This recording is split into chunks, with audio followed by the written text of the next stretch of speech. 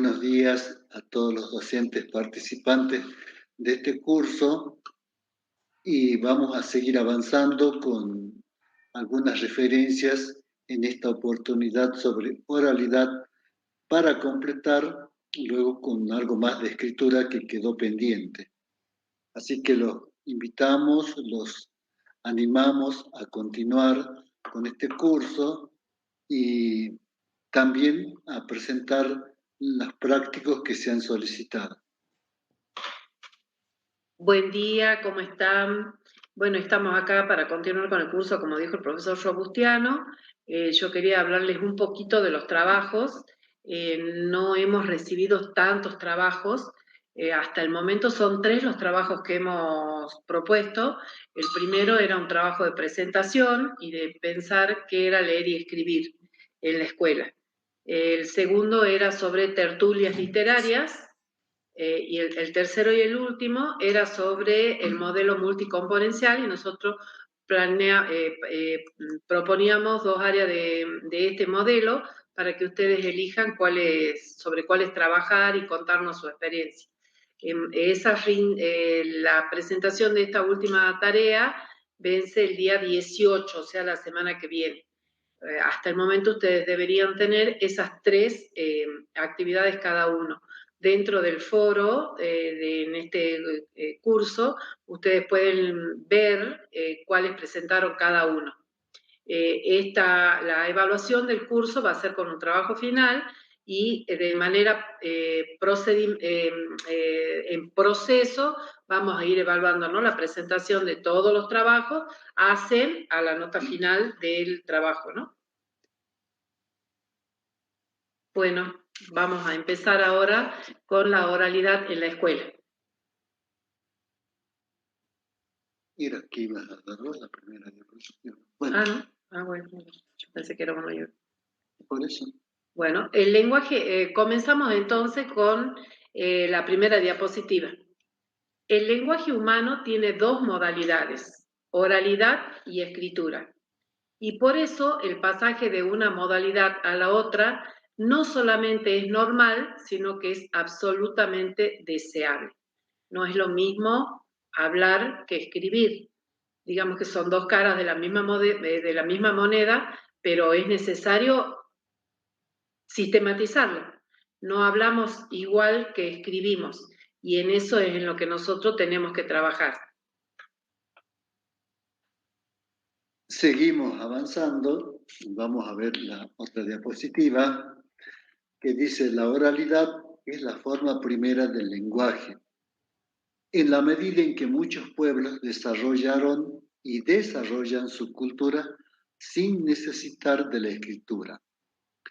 Es cierto que todavía existen comunidades aborígenes que no tienen un sistema de escritura porque son pueblos ágrafos. Entonces, ¿cómo hacen para desarrollar su cultura? A través de la lengua hablada. Ellos sí pueden comunicarse a través de su lengua originaria e ir desarrollando lo que nosotros llamamos la cultura, sea la religión, sea leyendas, sean todo aquello que se transmite en forma oral. Y bueno, de ese modo conservan todo su patrimonio cultural. Por eso estamos haciendo referencia acá que la oralidad es la forma primera del lenguaje. Luego pasamos a otro cuando dice: cuando se produce una interacción, es decir, un vínculo entre 2 o más personas, tomamos en cuenta fenómenos lingüísticos verbales y no verbales. Vamos a ver ahora entonces en qué consisten esos fenómenos lingüísticos verbales y no verbales. Ante lo lingüístico no verbal aparecen elementos prosódicos como la entonación, que permite señalar tanto el final de lo que se está diciendo como su continuidad, la interrogación o la exclamación, los paréntesis como agregados o aclaraciones, el ritmo, marcado por acentos y pausas, la aceleración o la desaceleración, mayor o menor velocidad en lo que se dice, y la segmentación cuya función difiere de un discurso a otro. Tenemos en cuenta todos los elementos lingüísticos y los no lingüísticos, los no verbales. Por eso, la comunicación esta oral que se da escrita, pero tan mediática que se da con el celular, y nos impide tener una excelente comunicación porque faltan todos los elementos no verbales. Cuando yo envío un mensaje por WhatsApp, todo es el mismo tono. No veo los gestos del otro. No, encima que ahora escriben hasta sin los signos de interrogación o de exclamación, no veo todas esas cosas que hacen al lenguaje hablado, que hacen tan importante los gestos, el mover la mano, el levantar los ojos, las cejas. Entonces, todos esos gestos, todas esos movimientos que realizo permiten que el otro entienda perfectamente. Esto no se da claramente en el lenguaje escrito.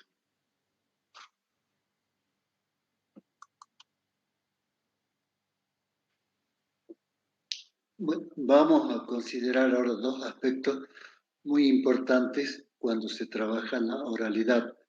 Dice, respecto a lo no lingüístico, tener en cuenta aspectos que se relacionan con lo espacial y lo temporal. En relación con lo espacial, se producen adaptaciones de los hablantes a ambientes grandes o al aire libre, a salas de clase pequeñas o con mala acústica. Y bueno, esto uno lo podría desglosar en muchos aspectos, porque el aula en realidad es un espacio reducido, pero si ustedes lo sacan al patio o en otro lugar mucho más amplio, estarían en diferente ambiente o al aire libre y por lo tanto, ¿no es cierto?, el trabajo con la oralidad indudablemente tendrá que ser algunas veces con mayor fuerza para ser escuchados. Todo esto tiene que ver porque el ambiente, digamos, hace mucho a la participación de los chicos, a esa interacción mencionada anteriormente, y son muchos los aspectos en realidad que se podrían tener en cuenta, como ya lo mencionó también acá la profesora, relacionado luego vamos a ver con la kinesia, que después aparece. Entonces, pero cuando ustedes trabajan en el aula, indudablemente, se van a dar algunos aspectos que ya estaban mencionados, por ejemplo, el tema de la entonación, que ya se mencionó, que sí es importante, porque la entonación y el tono de voz, cada uno tiene su propio tono de voz, su propio ritmo también para hablar. Algunos hablan mucho más aceleradamente y rápido y por ahí no se entienden cómo hacer para que ellos hablen a lo mejor de manera pausada, cosas que sean entendibles para los demás.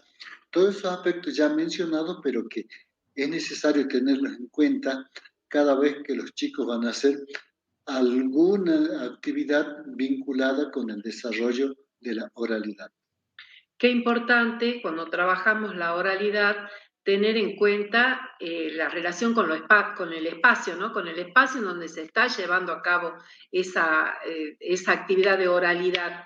Muchas veces planificamos hermosas actividades y los sacamos al patio, por ejemplo, y luego en el patio tengo el problema que no se escuchan, los chicos hablan despacito, se pierde la voz, pasa sobre todo cuando quiero que cantemos algo, y digo, pucha, en el aula se lo escuchaba bárbaro. Entonces, todas esas situaciones hay que prever. Si yo voy a sacar a hacer una tertulia o a conversar sobre lo que fuese en un lugar muy amplio, tengo que prever cómo vamos a escucharnos. No es lo mismo en un espacio reducido, en donde nos escuchamos claramente, entonces la conversación no se pierde. Son elementos a tener en cuenta en el momento de realizar conversación en el aula, ¿no? Conversación con nuestros niños. Bueno, acá tenemos un aspecto importante que se refiere a la proxemia, o sea, a la distancia que hay entre uno y otro, entre un hablante y un oyente, vamos a decir así, que sí es relevante en distintos momentos. Todo esto tiene relación con la proxemia, que tiene que ver con la mayor o menor proximidad física entre los interlocutores. Distancia mínima porque algunas veces tampoco es cuestión de que estén encima de uno para hablar. Los chicos generalmente se acercan mucho al docente algunas veces cuando está en el escritorio y están sobre del docente, que es una distancia mínima. Y la distancia personal, que es aquella distancia que uno establece en relación con los chicos. No es que nosotros estemos sobre de los niños, porque no sería la distancia personal. Por eso se habla aquí de una distancia óptima, y cada uno debe saber establecerle la distancia óptima que va a existir entre los niños cuando hacen una exposición, o entre el docente y los niños. Y la distancia social, por supuesto, que es aquella que se da en el mundo en el cual vivimos, indudablemente. También en el plano espacial se debe tener en cuenta la dinámica del cuerpo, que ya mencionó acá la profesora, que es la kinesia. Todos los gestos tienen que ver, porque en el plano de la oralidad siempre aparecen muchísimos gestos. Por ejemplo, el movimiento de las manos tiene mucho que ver, mover las manos, no mover las manos. Otro gesto también tiene esta relación incluso hasta con la mirada, cómo nosotros o la miramos de frente, o algunas veces los chicos miran hacia el techo o miran a otra parte, pero no miran a las personas que están hablando. Entonces eso también tiene mucho que ver, porque en algunos casos demuestra timidez, otras veces baja autoestima, o algunas veces que no están animados a hablar más fuerte. Los ademanes, las posturas, y sobre todo las posturas nuestras también, porque los chicos se fijan mucho en el docente, cómo se para frente al grado, si se sienta, no se sienta, o está con los brazos cruzados, todo eso está cruzando las piernas. Hay tantas posturas que tienen mucho que ver incluso con esto de llevar adelante el desarrollo de la oralidad. Dicen movimientos corporales en general y la mímica como manera de remedar con el cuerpo. Así que ustedes pueden hacer algunas investigaciones, ampliar estos conocimientos cuando busquen algo sobre la kinesia, y seguramente van a poder encontrar muchos otros elementos a tener en cuenta cada vez que trabajen en la oralidad. Yo voy a citar un libro por esas cuestiones que a lo mejor puedan tenerlo en algún momento, en donde sí habla muchísimo de esta cuestión de la kinesia. Se llama el libro Las cosas del decir. Miren el nombre que tiene, justamente, que se podría, ¿no? Es de Calzamiglia y Blancafort, que por esas casos a lo mejor por ahí están en alguna biblioteca, o por ahí lo pueden comprar, no sé. Ya saben, se llama Las cosas del decir. Acá un trabajo que se puede hacer con los chicos para trabajar la kinesia justamente es, a ver, con la cara pedimos algo, ponemos cara de enojados, ponemos cara de felices, ponemos cara de tristes. Entonces, ese trabajo también va haciendo soltarnos al momento de hablar. Entonces, ese es un muy buen trabajo para realizar, y no solo con los más chiquitos, ¿no? Sino con todos los más grandes. A ver, cara de que esto no me gustó. Entonces, ahora que ejercitamos la cara de no me gustó, la cara de estoy triste, ahora hago oraciones con cara de no me gustó, oraciones con cara de estoy triste, para que no todo tenga la misma monotonía, ¿no? La que sigue. La sincronización se relaciona con lo no lingüístico. Es un fenómeno temporal. Respetar los turnos de habla, evitar solapamientos. O sea, si la charla puede ser muy rica, pero si hablamos todos a la vez y no nos entendemos. Entonces, ese famoso respeto del turno de habla que habla tanto los diseños curriculares en todos los grados es muy importante. Hoy vamos a conversar sobre algo que pasó en el colegio, por ejemplo, ¿no? En el mundo. Está bien abocarnos a lo nuestro, a lo regional, pero también la globalización nos lleva a pensar, a ver en el mundo qué está pasando. Imposible no trabajar con los chicos, por ejemplo, la guerra de Jerusalén. Entonces, bueno, vamos a hablar sobre eso, pero respetamos los turnos de habla, porque si no la charla deja de ser rica. Entonces, muy importante esto de sincronizar qué momento habla cada uno. Podemos establecer pequeños tips para que tampoco la charla de uno sea demasiado extensa. Entonces, cada vez que golpeo la mano, pasa el que sigue. Entonces ya sabemos que hay como pequeños tiempos también para conversar. ¿Vieron los debates, los famosos debates estos presidenciales que todos hemos estado observando? Como importante el tiempo. 2 minutos y a 2 minutos tenés que redondear tu idea. Entonces eso, irles marcando a los chicos, bueno, tenemos turnos de habla, respetamos los turnos y los tiempos. Los niños aprenden a hablar porque existe un entorno lingüístico que los contiene desde antes de nacer y que les permite constituirse como sujetos sobre la base de un funcionamiento en el lenguaje posibilitado por la interacción con los demás. Imposible no respetar las características propias del lugar para hablar. O sea, cada región tiene su propia identidad en el momento de hablar. Tenemos que respetarlo, obvio que tenemos que respetar, pero también tenemos que mejorar todas nuestras condiciones, o sea, que el habla sea cada vez más clara, que sea con mayor vocabulario, con usos, gestos, o sea, ayudarlos en todo eso, ¿no es cierto? No conformarnos y decir, no, él habla así. No, no importa, él habla así, perfecto. Tengo esa base de partida. Nosotros tenemos estas características. Los salteños nos caracterizamos por los diminutivos, el aicito, la montañita, pero también tratar, ¿no? de optimizar hacia un lenguaje más más estándar. Tenemos que tratar de mejorar eso, ¿no? No permitirles que hablen para adentro, o sea, no te escucho, habla más fuerte, a ver, contame con la cara también lo que querés decir. Sí, algunas veces los chicos hablan poco y muchas veces no hablan. Decimos, los chicos no responden, no quieren participar, y bueno, porque no están acostumbrados, o porque el ambiente, porque hay cierta timidez, o por ahí porque no quieren hablar frente al docente. Sin embargo, si ustedes observan, los chicos cuando salen al recreo todos hablan y gritan. Yo observaba algunas veces en los recreos y decía, bueno, he visto que acá no quieres decir nada, pero te he visto hablando con tu compañero y hablabas muy bien y te reías a carcajá. Así que ahora me vas a hablar a mí. También se han hecho estudios sobre la cuestión de con quiénes hablan los chicos, que a lo mejor en la escuela no se expresan por temor o por lo que fuera, porque no tienen las ideas o no tienen muchas ideas para expresar.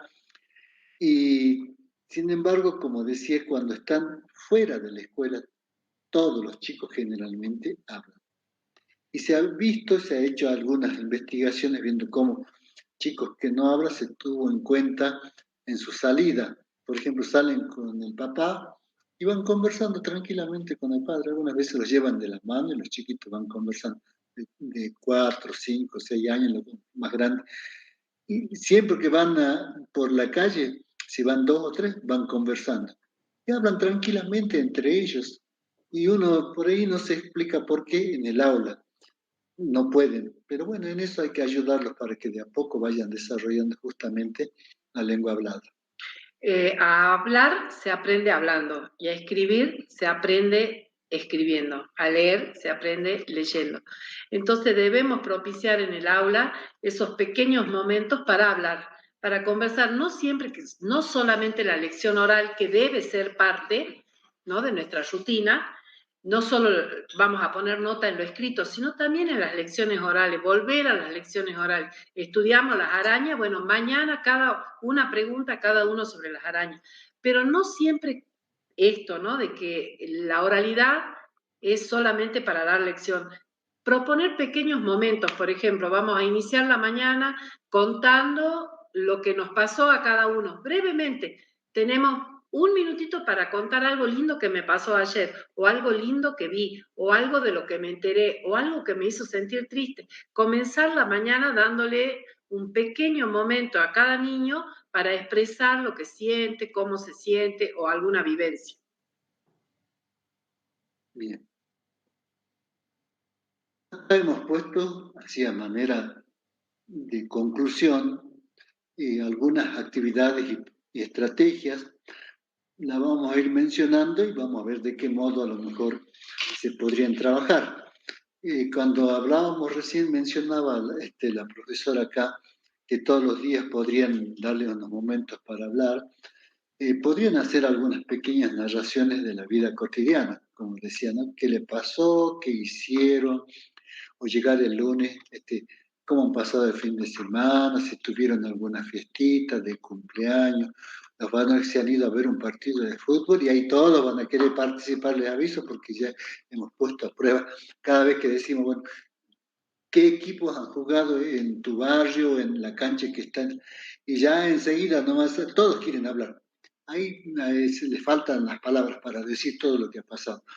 Eso lo comprobé alguna vez en sexto grado, siempre llegaba a la mañana y los chicos decían, maestro, yo le voy a contar lo que ayer ha pasado en la cancha, si se pelean, si no se pelean, si hubo gol, no hubo gol. Bueno, todo eso que pueden, que les permite, y uno escucharlo por un rato, porque no es cuestión de que nos pasemos la mañana escuchándole todo lo que puedan narrar, pero sí, uno dice, bueno, hasta acá hemos llegado a este momento, ahora sí vamos a comenzar la clase de hoy. Todo tiene un límite, tampoco es que nos pasemos conversando de cosas de la vida cotidiana. Pero como decía acá la profesora, todos los días se puede dar ese espacio para que tengan un momento de conversación o de narración de la vida cotidiana. Todas las jornadas institucionales comienzan con el arribo de la bandera o con el saludo inicial. Ese es un buen momento también, estamos todos formados. ¿Alguien quiere contar algo o establecer turnos? Bueno, los lunes, primero y segundo grado van a contar algo a la mañana y a lo mejor puede ser o preparado con anterioridad o espontáneo, pero tomarnos el momento, darle ese momento de participación a los chicos, que cuenten lo que sienten, que cuenten lo que pasó, lo que hicieron. Esos son pequeños momentos en donde uno trabaja la escucha atenta, trabaja expresión oral, trabaja respeto por los turnos de habla. Entonces, son bien importantes esos momentos, ¿no? Sí, acá también habíamos mencionado las renarraciones de cuentos. En realidad, la renarración ya tiene un punto de partida desde el nivel inicial y avanza, no sé hasta qué grado va una renarración, pero esto se comienzan a lo mejor con esas renarraciones que pueden hacer los más chiquitos a través de las secuencias, primero con 2 secuencias, después con 3 secuencias, y así sucesivamente hasta llegado el momento se saca ese soporte gráfico y pueden hacer ya la renarración sin el soporte gráfico. Se han hecho una buena lectura de los cuentos o de otro texto que hayan leído, ¿no? Que no necesariamente sea un cuento, como vamos a ver, una leyenda a lo mejor, o alguna fábula que se haya trabajado, lo pueden hacer a través de una renarración. Pero creo que yo la renarración es bastante ya conocida e implementada desde hace mucho tiempo, entonces no nos vamos a detener tanto en este punto. Una estrategia muy linda para renarración de cuentos es utilizar o bien títeres que hablan o bien paletas, hago la paleta con un soporte y adelante que tengan caras, la cara de una nena, la cara de un varón, la cara de la abuela, ya esos títeres de papel que uno hace simplemente, muy simple. Entonces decir, bueno, a ver, elegí 2 personajes y hace que esos 2 personajes llenarse el cuento. Es mucho más fácil para el niño soltarse cuando siente que no es él el protagonista, sino hay otro que habla. Comentarios, otra actividad que se puede hacer son comentarios, comentar sobre un hecho actual, obviamente que ya, como dije anteriormente, hay hechos que hacen a lo regional, a lo particular de la casa, a lo regional del lugar y a lo global del mundo en el que estoy inserto. Todo eso puede ir también complejizándose de acuerdo al grado. Seguramente los más pequeñitos iban a querer hablar sobre su familia, que es el entorno directo. Los más grandes, los que siguen podrán hablar a lo mejor de lo regional y también llevar a los más grandes, a los que ya están en el último ciclo de primaria a que puedan tener una idea global del mundo en el que están, ¿no? Y hacer comentarios sobre todo lo que sucede. Sí, es importante lo que está diciendo acá la profesora. Nosotros pensamos que también invitarlos a que siempre escuchen la radio. Como hay lugares en donde posiblemente no tengan, no vean televisión, ocurrió en zonas muy alejadas, pero sí tienen la posibilidad de escuchar la radio y saber que pueden escuchar las noticias y comentarlas al otro día. Eso es también trabajar mucho la escucha atenta, porque aunque no es en el aula, pero si ustedes les dicen que escuchen en determinado horario las noticias y que al otro día las comenten, me parece importante, por lo menos a mí. Además que el comentario, como dijo recién, no se va a referir solamente al plano nacional o internacional, sino muchas veces a la cuestión local también. Bueno, eso es lo más importante. En la escuela tenemos que tener planificaciones a largo plazo. Entonces, no pretendamos que nuestros niños, yo les diga hoy, vamos a comentar noticias y para el otro día todo el mundo leyó, algunas veces no llega, en algunos parajes no llegan las noticias, pero sí se lo puede ir implementando paulatinamente. Al comienzo puede ser la seño la que traiga una noticia. Miren lo que escuché, miren lo que vi. Miren lo que pasó en Salta Capital, en Tucumán, en Buenos Aires, en Israel. Miren lo que pasó. La profe lee o comenta oralmente. Y de ahí pedimos la participación de nuestros niños. ¿Qué opinan sobre esto que pasó? Con el correr del tiempo y se haga un hábito, porque tampoco si yo una vez al mes comento una noticia no se hace el hábito, pero si yo todas las mañanas después de la bandera comento brevemente algo, los chicos ya se van acostumbrando y de pronto ellos van a ser los que traigan las noticias o los que inicien algún comentario. Entonces, todos estos pequeños cambios tenemos que pensarlo a largo tiempo y después de muchas repeticiones. Muchas veces comentar, el año que viene comentarán ellos, será la iniciativa de ellos. Pueden comentar, por ejemplo, aspectos vinculados con la matemática, hoy por hoy como están en la situación económica, y muchos saben incluso de precios, la suba de precios, cuánto cuesta esto, cuánto costaba antes, y sacar cuentas. Es muy importante tener en cuenta esta estrategia, digamos, de comentar periódicamente, porque para todas las áreas le puede servir. En cuanto a las justificaciones, que aquí también hemos colocado, ese da lugar para luego trabajar con la argumentación. Y indudablemente por algo se tiene que comenzar. Entonces los niñitos desde el nivel inicial y los que están en los primeros años, primero, segundo, tercero, es con la pregunta ¿por qué? ¿Por qué tal cosa? ¿Por qué tal otra? ¿Por qué ha faltado? ¿Por qué no pudiste hacer la tarea? Y así hay tantos por qué que ellos podrían justificar. Entonces, ir trabajando de a poco esta forma de llevar adelante la justificación para que luego ya sí, cuando estén desde cuarto en adelante, puedan ir haciendo argumentaciones más precisas. Miren qué lindo proyecto puede ser, por ejemplo, lunes y miércoles comentamos algo que pasó, ya sea en la familia, en lo regional o en lo global. Martes y jueves, una justificación. ¿Qué pasaría si?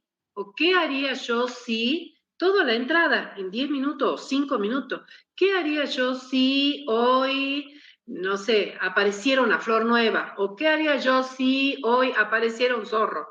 Así pequeñas preguntas imprevistas, ¿no? Que no tengan una preparación previa y dar lugar a que los niños comenten eso. ¿Qué pasaría yo si hoy pudiera atender yo el kiosco? Entonces, o cómo haría yo si tal cosa.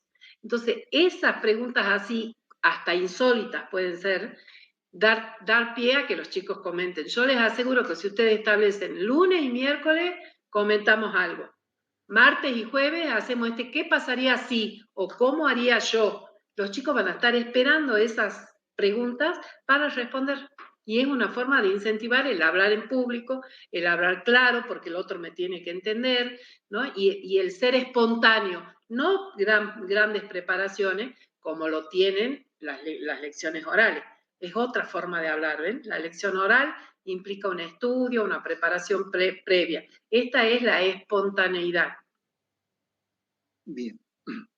Continuamos con las exposiciones con soportes y sin soportes, y creo yo que siempre se comienza con soporte.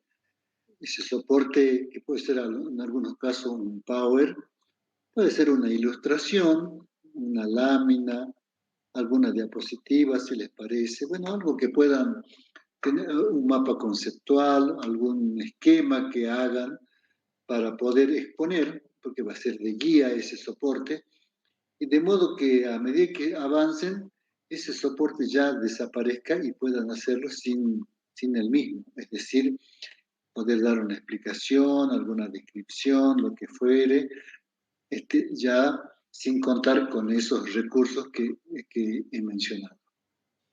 Ayudar a los chicos a preparar un soporte es un tema de varios años de trabajo. Uno les dice, bueno, para mañana tenés que preparar el tema sobre la atmósfera. Y entonces ellos preparan en su casa o con la ayuda de la mamá o del hermano toda una lámina sobre la atmósfera con así una letrita que la lee solo el que está en el primero o en el segundo banco o ahí adelante, con una cantidad de información que ni siquiera la puede leer porque se pierde.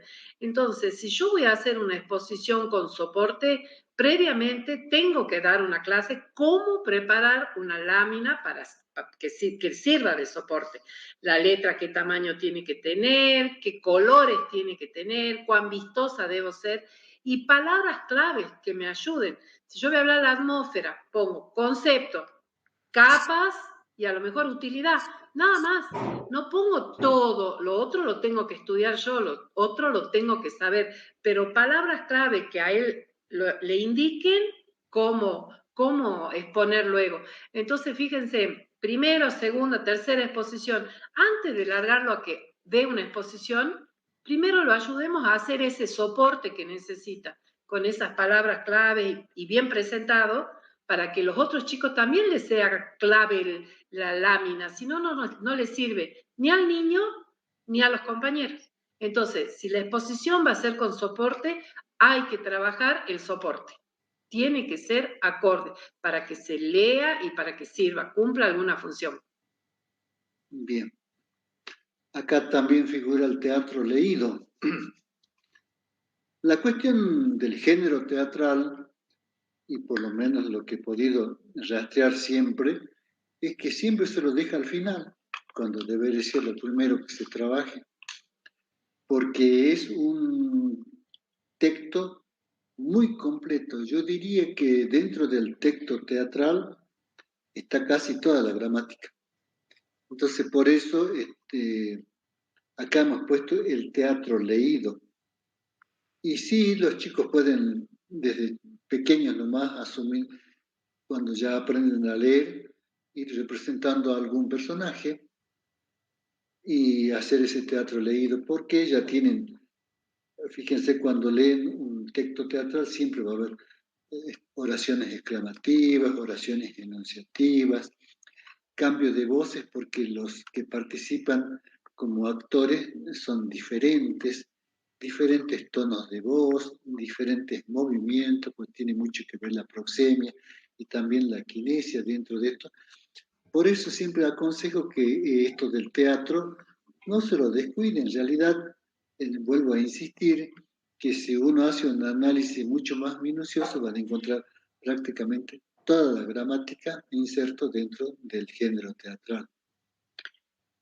El teatro como teatro nace en sus inicios en Grecia, donde los actores, que eran hombres exclusivamente, ¿se acuerdan que era la comedia y la tragedia? Representado por hombres que estaban caracterizados. Entonces, hoy vamos a leer teatro, vamos a leer pequeñas obritas de teatro.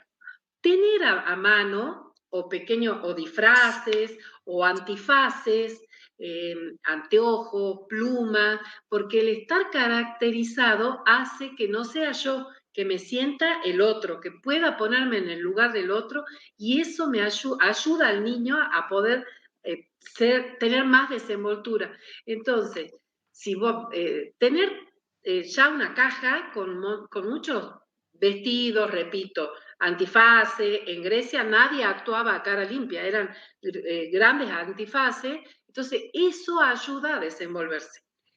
Cuando hago teatro puedo comenzar, por ejemplo, con los más chiquitos, haciendo antes o leer la lectura del teatro y exagerar pequeñas partes. Por ejemplo, si hablo sobre el viento, bueno, a ver, el viento fuerte y hacemos el ruido del viento fuerte. Agregar, después que lo leímos, vamos haciendo esas acotaciones. A ver el ruido del viento fuerte, el ruido del viento con destrozos, la lluvia suavecita, la lluvia con truenos, el que se ríe a carcajadas. Entonces, ir agregando todos esos sonidos que hacen a la soltura para hablar. Bueno, acá también está recitado de poesías y algunas veces los más chiquitos aprenden inmediatamente la poesía, ¿no? No sé qué pasa cuando uno ya crece, tiene 10, 11, 12 años, ya no quieren recitar poesías. Parece que es más costoso. Tal vez sea por el mismo ritmo que tiene la poesía, por la misma rima que tiene también, como incide tanto todo eso, posiblemente les permita eso, poder recitar mucho mejor. De todas maneras está puesto acá para que ustedes busquen la forma en que puedan recitar diferentes poesías. Después tiene explicaciones de Quiero infografías. agregar algo sobre las poesías.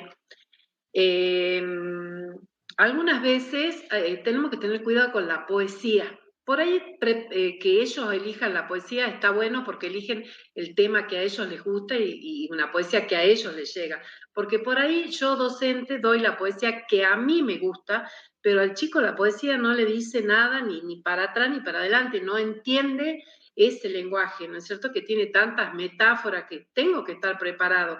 Entonces, que las poesías sean claras, con imágenes así muy claras, con metáforas también que puedan estar acorde a los chicos, porque algunas veces el lenguaje poético no es sencillo de entender, entonces al chico hasta le cuesta leerlo. Una estrategia que yo utilizaba mucho y que me dio muy buenos resultados es copiarles la poesía y sacar la última palabra, ¿no? Sacar la última palabra de cada verso y ponerlas acá al costado, todas entreveradas a esas palabras y agregando otras sinónimos a las que saqué. Y entonces que antes de recitarla, ellos las completen con la palabra que creen que va en ese verso. Es muy rico porque uno cree que solo una puede ir y no, después cuando completan y las leen, se puede observar que las han completado hasta de diferentes formas. Algunos han respetado la rima, otros no. Pero es un trabajo que a los chicos les gusta.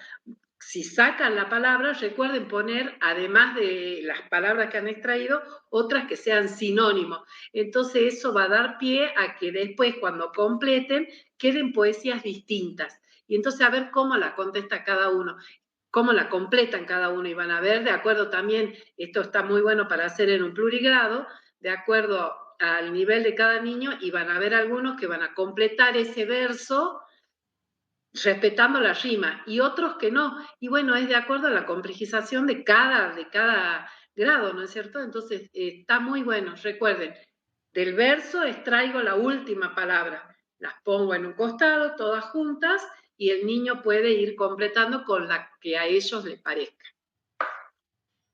Bueno, acá tenemos explicaciones de infografías que muchas veces funcionan como para texto y necesitan, bueno, tenerlas al frente, a lo mejor, y sobre todo en los grados ya de quinto, sexto, séptimo, que son los que más pueden entender lo que es una infografía.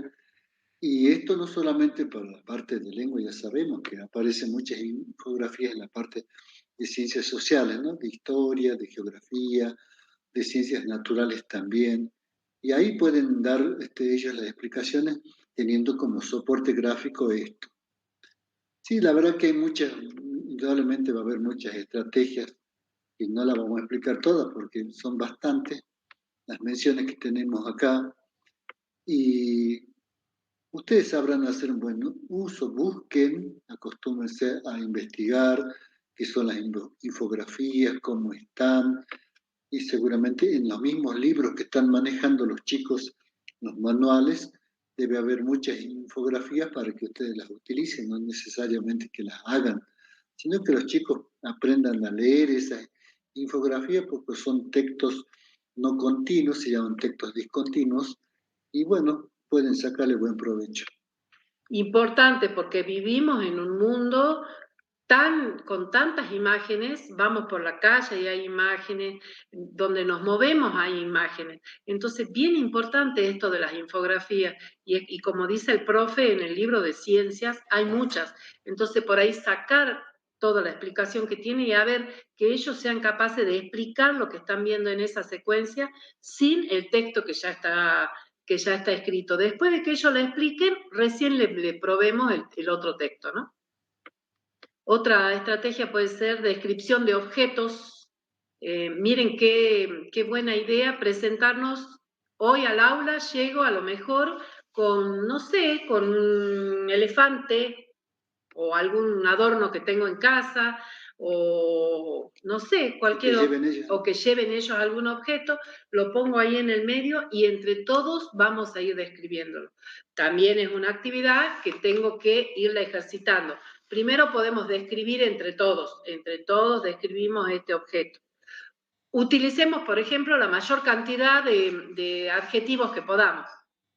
O la otra vez puede ser la consigna, utilicemos la mayor cantidad de verbos que podamos, de acuerdo al objeto, obviamente, ¿no es cierto? Y bueno, esa es una buena actividad para que los chicos expresen, ¿no? Bien. Tenemos, decir, adivinanzas. Y algunas veces uno se sorprende porque tienen en la mente muchísimas adivinanzas. Yo una vez me sorprendí que me invitaron a una aula no hace mucho tiempo. Ellos me dijeron un montón de adivinanzas que yo no sabía qué significaban. Y uno se ríe después de todo esto porque es una experiencia más. Pero sabían muchísimo. Yo sé de esta, yo sé de la otra, yo no pensaba que sabían tantas adivinanzas. Así que bueno, explorar todo eso también para que las digan es una forma de invitarlos a que hablen y digan cosas, ¿no? Sí, hay muchas cuestiones vinculadas con las adivinanzas. Y las adivinanzas no solo las que son las comunes, o sea, las que sabemos todos, sino adivinanzas escritas por ellos mismos, ¿no? A darles ayuda. A ver, tenéis que poner después que hemos hecho las descripciones, lo podemos ayudar que en base a esas descripciones hagan adivinanzas. Yo utilizo 3 pequeñas oraciones para describir un objeto y vos adivinás de qué objeto se trata. Esa es una muy buena actividad. Otra forma de trabajar adivinanzas para grados más grandes es con el uso del diccionario. Yo puedo leer ciertas definiciones y vos trata de adivinar de qué te estoy hablando, cuál es la palabra que corresponde. No ser exquisitos y pretender que sea exacto, pero sí a ver qué palabras se podrían adecuar a este significado. Son tipos de adivinanzas también. Sí. Después tenemos acá decir colmos y chistes, que también son textos de circulación social, y por ahí nos reímos de tantos colmos que hay. Y siempre saben un montón de colmos, la verdad que uno se ríe de todo esto. Incluso hay libros de chistes también que podrían tener para las aulas, para que ellos puedan decirlos en algún momento, un chiste un día, otro chiste el otro día. Lo importante es que siempre se los invite a tener una participación y a escucharlos a ellos, que no sea el chiste o el colmo que uno les diga, sino que ellos mismos lo seleccionen y lo digan. Si uno va institucionalizando, un proyecto y lo va haciendo asiduamente, obtiene muy buenos resultados. Miren, por ejemplo, lunes y miércoles comentamos algo. El martes y el jueves era justificamos, ¿qué haría yo si o qué pasaría si? Y el viernes, el día de los chistes y colmos.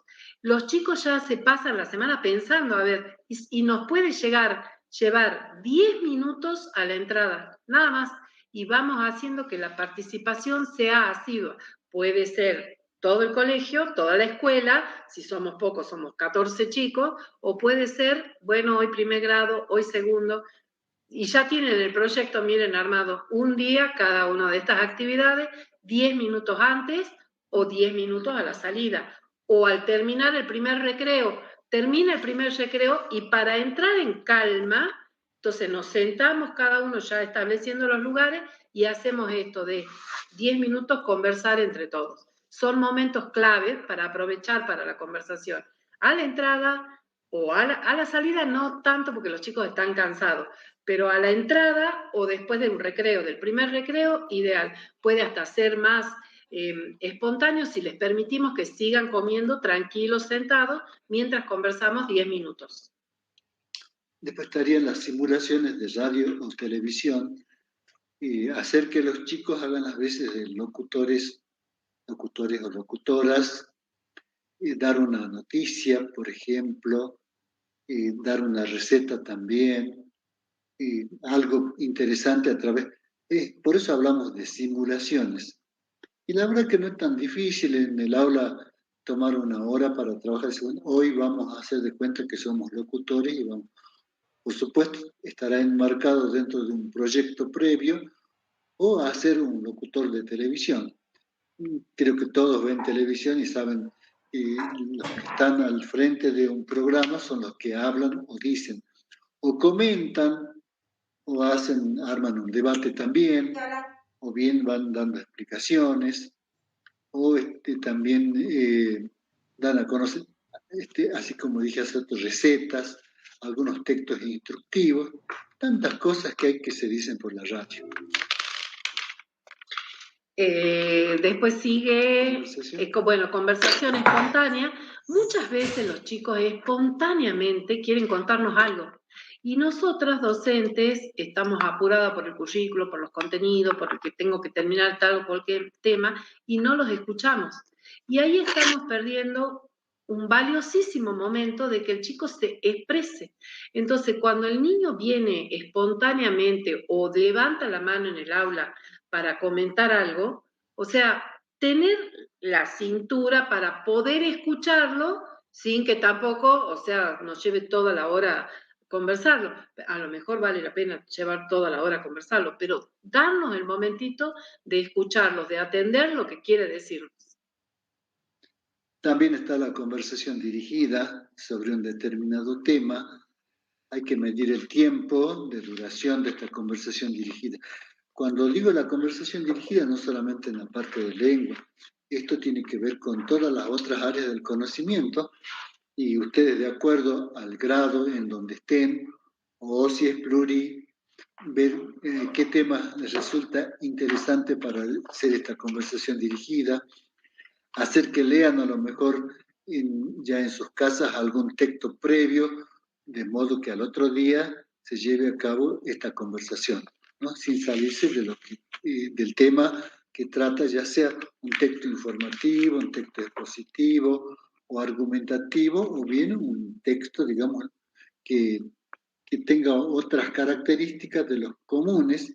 También puede ser, por ejemplo, un texto publicitario, que bien aparecen tantos como para conversar sobre ese texto publicitario, algunos avisos también que vienen, y en alguna vez hicimos una conversación sobre los horóscopos, porque muchos chicos por ahí les gusta, saben lo que es un horóscopo y qué dice todo, y bueno, conversar sobre eso, qué significan los signos, por ejemplo, porque dice Aries, porque es Sagitario, y seguramente la mayoría sabe sobre esto. Luego viene conversación literaria.